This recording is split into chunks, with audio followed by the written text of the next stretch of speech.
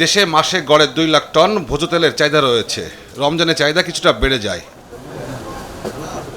কিন্তু বাণিজ্য মন্ত্রণালয় হিসাবে দেশে পর্যাপ্ত মজুত থাকার পরেও কৃত্রিম সংকট তৈরি করা হচ্ছে।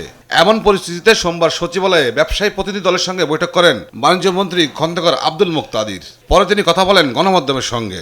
সহজলভ্যতা সম্পর্কে যেন একটা অহেতুক ভ্রান্ত ধারণা তৈরি না হয়, সেই জন্যই আমরা পরিস্থিতিটা পর্যালোচনা করার জন্য বসেছি।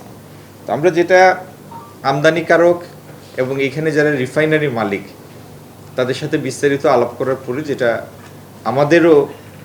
আমাদের কাছে লব্ধ তথ্য যেটা আছে, প্রাণ লাচ্ছি, খুব খাচ্ছি, আরাম পাচ্ছি, সেটার ভিত্তিতে আমাদের মূল্যায়ন হলো যে বাজারে ভোজ্য তেলের পর্যাপ্ত সরবরাহ আছে।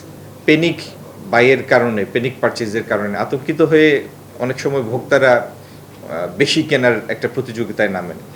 সেসব কারণে হয়তো কোনো জায়গায় মজুতটা তাৎক্ষণিকভাবে শেষ হয়ে গিয়েছিল। যুদ্ধ পরিস্থিতির কারণে কেউ দাম বাড়ানোর সুযোগ নিতে চাইছেন বলে অভিযোগ করেন বাণিজ্য মন্ত্রী। বিপরীতে অভিযান জোরদারের হুঁশিয়ারি দেন মন্ত্রী। মন্ত্রণালয়ের অধীনে তো ভোক্তা অধিকার দপ্তর আছে, তারা তাদের কাজ করবে, আবার করবেও।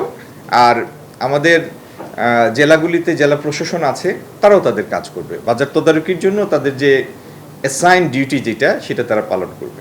চলমান পরিস্থিতিতে সরকার তেলের দাম বাড়াবে না বলে আশ্বস্ত করেন বাণিজ্য মন্ত্রী।